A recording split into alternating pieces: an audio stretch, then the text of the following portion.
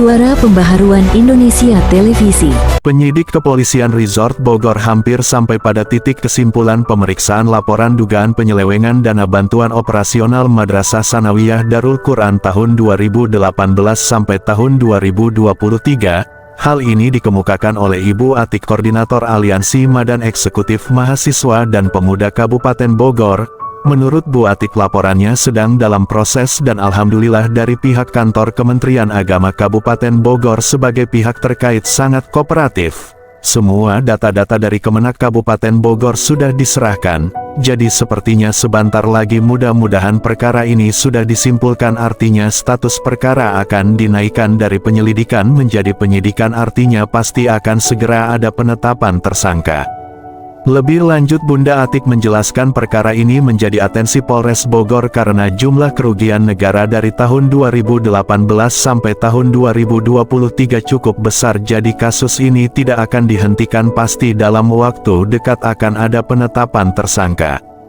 Di sisi lain terdengar desas-desus adanya upaya terlapor Kepala Madrasah Sanawiyah Darul Quran melakukan mobilisasi guru-guru dan orang tua murid untuk membuat surat pernyataan sikap dan sudah ditandatangani yang isinya seakan-akan terlapor Saudara M. Sodik tidak bersalah.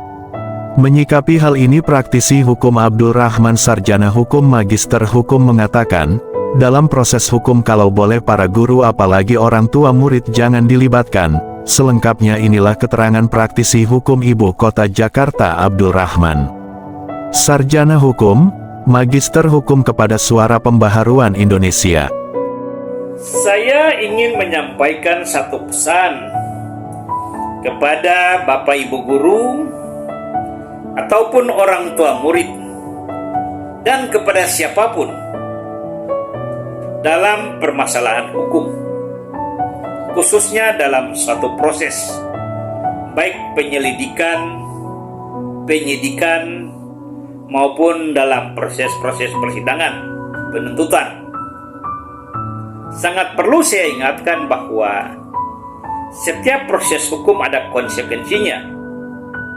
Siapa yang terlibat, apa peran dia, apa motif dia, pasti masing-masing pihak akan diminta pertanggungjawaban. Dalam hal ini, sebagai praktisi hukum, saya ingin ingatkan bahwa dalam satu proses hukum yang sedang dijalankan oleh pihak kepolisian, apabila kita, Bapak Ibu guru, orang tua murid atau siapapun ikut terlibat untuk menandatangani satu pernyataan sikap atau melakukan aksi-aksi yang menyatakan bahwa seakan-akan orang yang sedang diproses oleh pihak kepolisian itu tidak bersalah, saya ingatkan bahwa jangan sampai ikut-ikutan melakukan hal-hal seperti ini. Karena di dalam kitab Undang-Undang Hukum Pidana ada yang namanya pasal obstruction of justice, pasal menghalang-halangi, pasal menutup-nutupi satu tindakan kejahatan, seakan-akan kejahatan itu tidak ada. Ini tertulis dalam pasal 221 Kitab Undang-Undang Hukum Pidana.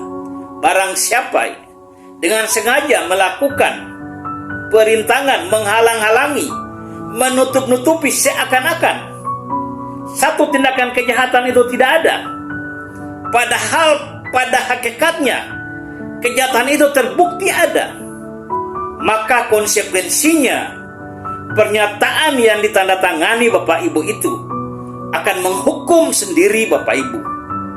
Bapak Ibu bisa dituntut, bisa diperiksa oleh polisi dalam pasal menutup-nutupi. Jadi kembali saya ingatkan, janganlah kita ikut terlibat dalam proses hukum. Kita percayakan segalanya untuk pihak kepolisian atau penyidik. Biarkan mereka yang bekerja. Kalau sekiranya seseorang yang Bapak Ibu dukung benar-benar tidak bersalah, sangat dipastikan bahwa dia tidak akan dihukum. Dan sebaliknya, kalau sekiranya dia bersalah, maka hukum harus ditegakkan. Penjara adalah hukumannya. Konsekuensinya, jika Bapak Ibu mendukung orang yang salah dengan membuat pernyataan, maka pertanggungjawaban itu akan dibalikan kepada Bapak Ibu. Sekali lagi saya berharap, jangan ikut-ikutan menandatangani satu surat, baik bentuk dukungan kepada seseorang yang sedang diperiksa oleh pihak kepolisian.